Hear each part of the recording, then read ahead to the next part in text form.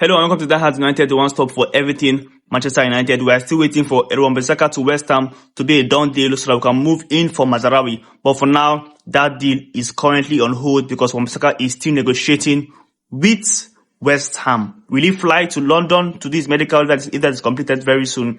Let's see what happens. We have a game against Rabiot on Wednesday, tomorrow.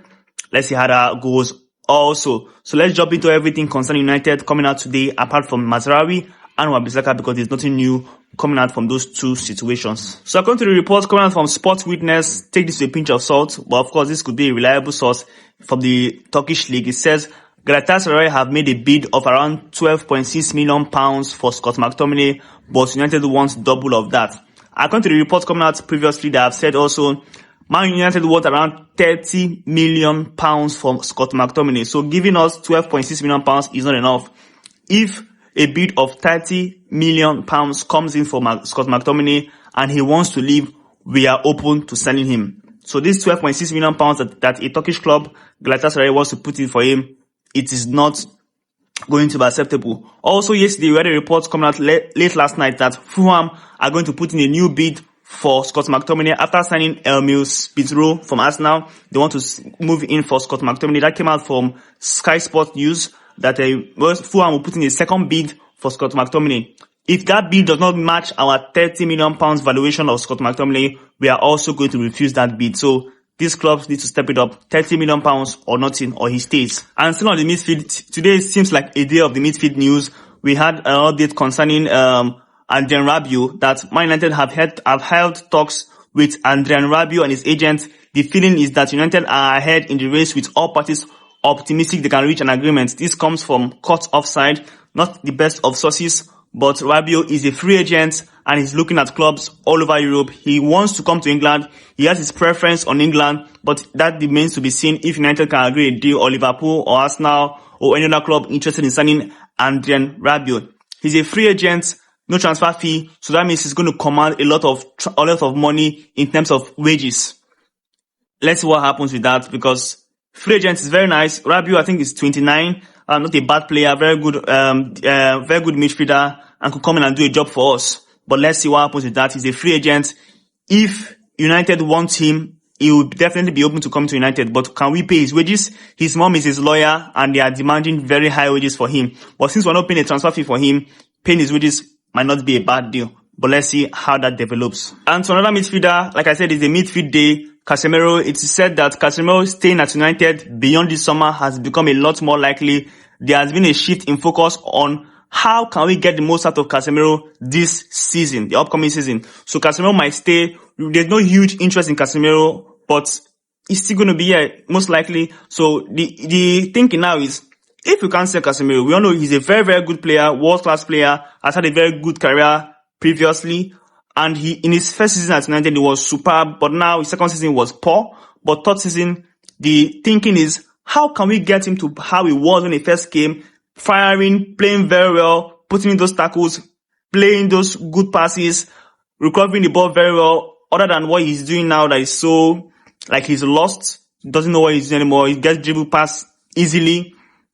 So the issue now is, how can we get the best out of Casemiro? So Casemiro most likely will stay because there's no huge interest in him. There's been no official bid for him yet. So Casemiro might stay. And the thing about bringing Ugarte in might be playing with we might end up playing with a double pivot. Instead of Casemiro doing all the defensive work in that midfield, if you get someone like Ugarte, you can pair Casemiro and Ugarte together and the defensive duties can be shared. That would work probably very well for Casemiro, instead of him doing all the whole defensive work, right? So a double pivot will be very, very good for Casemiro, whereby we have two defensive midfielders that will do the work in Casemiro and Ugarte and can still move forward and come back. So that's probably how we can get the best out of Casemiro. And if we get Ugarte will be very, very good for Casemiro because they can both share the responsibilities in the midfield. But if Casemiro is being paired alongside Mount, for example, Mount cannot do much defensive work. They can't really work together. If you are being paired against Minor, that would probably work even way better than Mount. Then if you pair him with Scott McTominay get lost in the midfield every time, so it won't really work. So if you get someone like Ugarte, that will be perfect for Casemiro. Definitely, it will be perfect for him. And according to the Telegraph, it says Ruud van Nistelrooy is using his experience in facing top-level defenders in his playing days in his work with United defender. One of the very, very good striker, one of the best strikers that ever played for United, is now a coach. So he's now using that experience he used in dribbling past defenders, scoring fantastic goals. He's using that experience to train our defenders on how to defend very well. So that is very, very good. That's why that's why we signed him. Also, his experience in scoring goals will be vital to our attackers. So he's going to both help our attackers and help our defenders all together. And this is why signing Ruud van Nistelrooy was a very, very good idea. And we will see from next season how he helps our defenders and our strikers moving forward. And Rashford has said that, so I still have, dreams of winning big trophies, the Premier League and Champions League with United. So, hopefully we can get that done someday. So, Rashford has said that he dreams. His career is gradually coming to the final stages. He's like 27.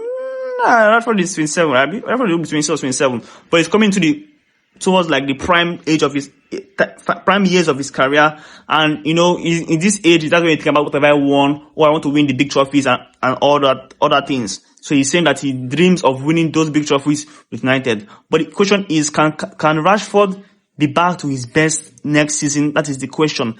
It's not about talking. It's about how can you contribute to us winning those big trophies? Can you do well next season so that we can get more heights? Can we win the Europa League next season with you scoring 15 goals in the Europa League, or 10 goals in the Europa League, or scoring 30 goals in the whole season? Can we finish second with you scoring 30 goals or 25 goals in the Premier League? That is the issue with Rashford. If you are firing for us, it gives us more chance for us to even win those big trophies, because you are one of the players that we expect to help us get those big trophies. So that's it. So yesterday we had pictures of Joshua Zirkzee back in quarantine training. You can see the pictures here. He's doing very well. He's back, and he might start our Community Shield game against Man City next 2 weeks. Yeah, next week Sunday. So let's see how that goes. Basically, let's see how that goes. But Joshua Zirkzee is back in training. We are still expecting Dalo, Bruno, Garnacho, Minor to be back in training later this week. But Joshua Zirkzee is back. He met up with Malacia, who is also in quarantine, focusing on his individual training, private training. But Zirkzee is back in training, and we will get more players coming back as the week progresses rather.